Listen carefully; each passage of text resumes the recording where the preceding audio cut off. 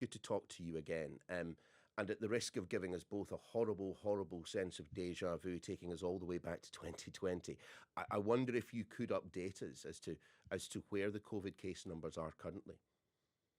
Great. Well, I mean, first of all, COVID case numbers overall are lower than they have been for many years at this point.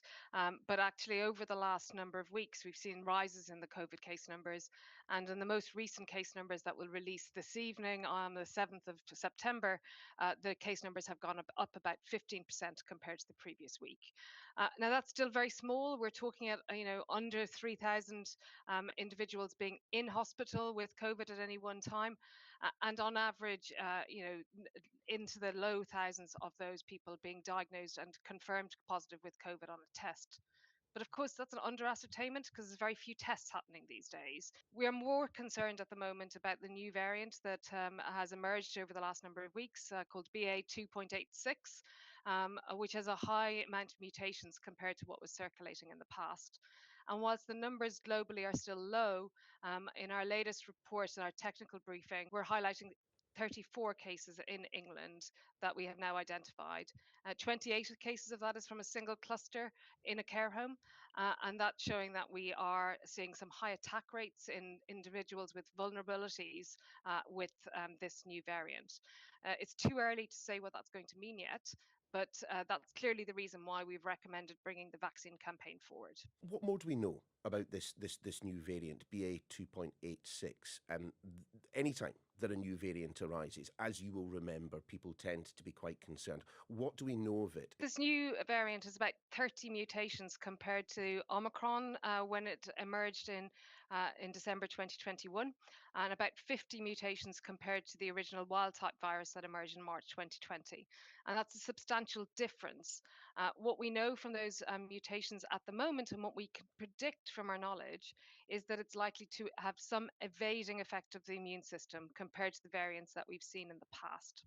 We do not yet know whether it's more transmissible, whether it causes an increased infectivity, and we have no evidence whatsoever on severity yet. And that will take some time for us to realise and understand all of these factors. Do we have any idea what the level of efficacy, the level of effectiveness of the vaccines is when it comes to this variant? Yeah, I mean, again, given the fact that in globally there are still less than 100 cases have been reported to global databases, and as I've said, only 34 cases in England, it is far too early to give you our traditional vaccine effectiveness type analysis. There are some early laboratory data being released in as preprints.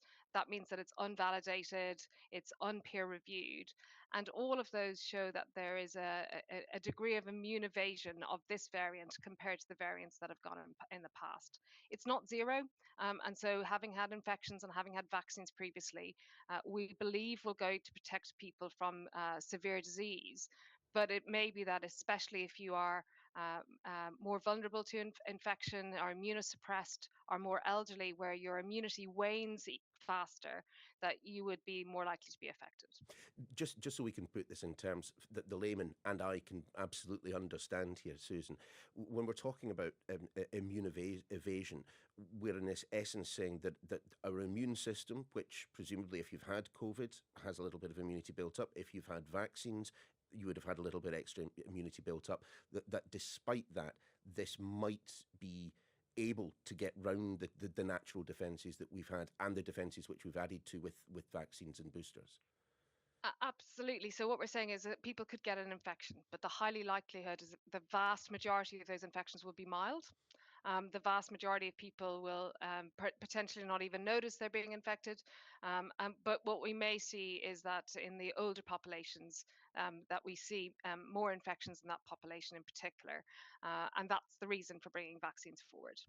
Is this then a point at which you might suggest that we need increased surveillance in the community, that there could be a rationale for some form of testing where, for in situations like the one you mentioned, for example, where there was that cluster that broke out in a care home? Yeah, so we still have some testing that is available in the community. So first of all, care homes can test a selection of individuals if they think they have a cluster of infections to detect whether it is COVID or not.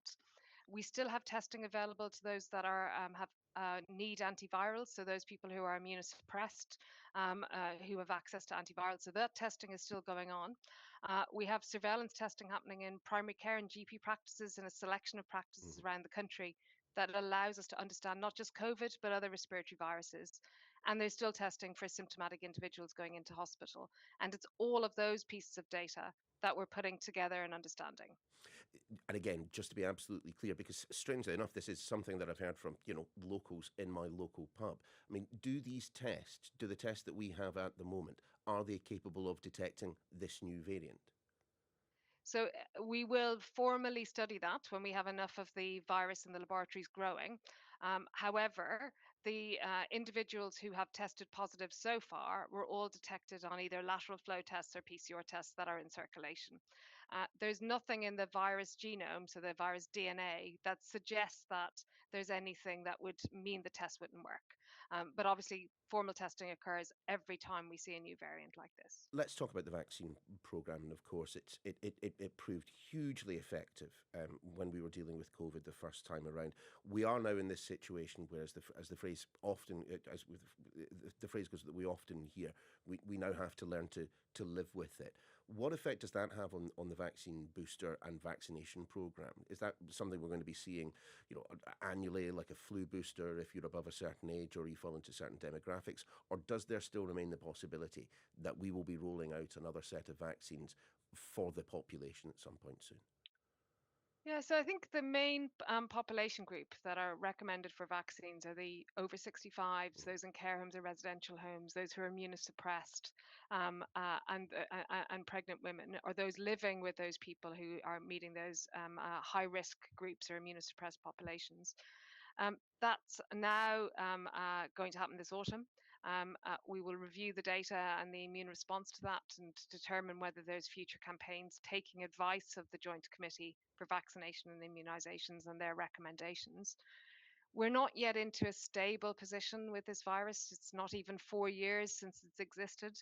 And therefore, I think we will need to look at the seasonal patterns as we go forward, or the unseasonal patterns that we might see, to determine what the longer term vaccine strategy. As a country, I believe that we'll continue to provide vaccines, if necessary, to those at the highest risk of severe disease.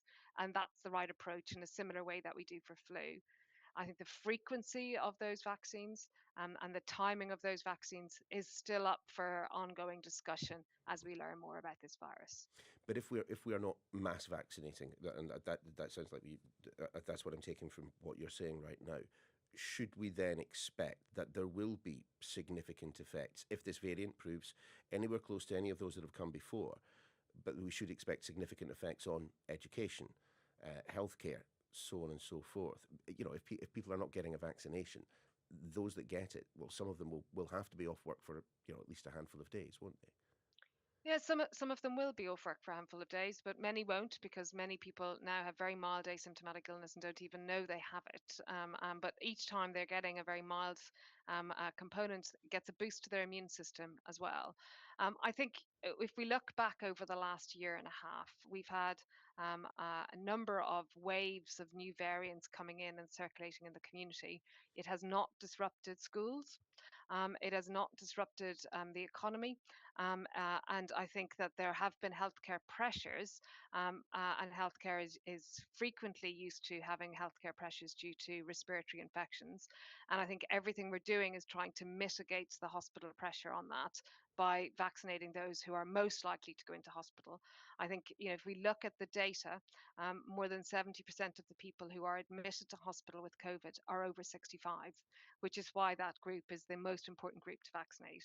And I think it's really important that even in the younger age groups, those people are likely to be immunosuppressed or have other risk factors for severe disease and therefore being offered a vaccine too. That's why the priority is to vaccinate those groups. What about those groups that perhaps didn't have the same level of vaccine uptake when we were talking back in 2020, 2021? Those from black and minority ethnic communities who perhaps felt that for whatever reason, and there was a plenty of disinformation that was out there at the time, despite the best efforts of people like yourself. Are we tailoring the message to them slightly better this time around, or more focusing on them in any way? Yeah, we have lots of different community action groups and vaccine champions and community champions working on vaccines, not just for COVID, Mm. but it is very important that when we think about our vaccines program and our vaccines access, that we're thinking not about COVID and flu on our annual campaigns, but also on the childhood vaccines such as measles and mumps and rubella. So we have a lot of activity going on in communities, working with local authority directors of public health, and their leadership in vaccine uptake is extremely important. Lots of activities working with Black communities, with communities that are of ethnic minorities or from religious communities, to work with them to provide most culturally appropriate messages and ensure that we support them in providing messages to the community and that they can come forward for vaccination. Susan, do you think that people would wear masks again if mandated to do so? The reason I Uh, ask is there is so much negative feeling, negative assertion, I should say, probably from newspapers, radio stations. I think they've even got a couple of TV channels doing it these days. Lots of people, apparently well informed, at least according to the people that watch them and listen to them, saying that masks were a joke the first time around, and why on earth would you ask me to wear a mask again? Do you think that enough people would do so if they were asked to? Firstly, I would say is that wearing a mask was a particular measure at a particular time in the Hmm. population. It would need to be in extremis with the extreme challenges to the health system before that widespread mask wearing, I think, was even asked of the population, never mind mandated. Yeah. So that is a very big jump from where we are now, and I see nothing in our near future that suggests that that's going to be anything that we would need to do. However, I think if we saw something that was causing severe disease in the population, I think if we saw something that was overwhelming the health system and being able to provide care for the health system, and people were asked, then people are intrinsically capable of making the right decision if they were asked to do something. I can predict, and we haven't even finished the podcast, but I can predict the criticism that I will get for doing this podcast will fall into one of two categories. On the one hand, scaremongering. What on earth are you doing? There isn't a problem there at all. On the other hand, it will be people who simply deny that COVID was ever a problem, or indeed that the vaccines ever helped out. We are heading into winter. We both know that when respiratory illnesses crop up en masse at that time, it can make things very, very tricky when you have a coronavirus like this in circulation. Honestly, how concerned are you as we just nudge just that little bit closer to winter? So winter is always a challenging time for the health system with the range of respiratory viruses that we see circulating in the population and that require admission to hospital. I think, as with last winter, I think that the challenges that the health system have to deliver, the elective recovery work that they have to do, means that everything we can all personally do to reduce the transmission of infection is important. Be that COVID, be that flu, be that other respiratory viruses as well. So I am always concerned coming into winter, but I am no more concerned than I was this time last year at this moment in time. I would ask people to take their vaccine offers, and for flu, for children to take that vaccine offer when they're offered in school or in the GP surgery as well, as it's the combination of all of these different viruses and the combination of multiple different respiratory infections circulating that cause the greatest impact. Professor Susan Hopkins, great to have you on the Daily Podcast. Thanks very much for being with us. Thank you.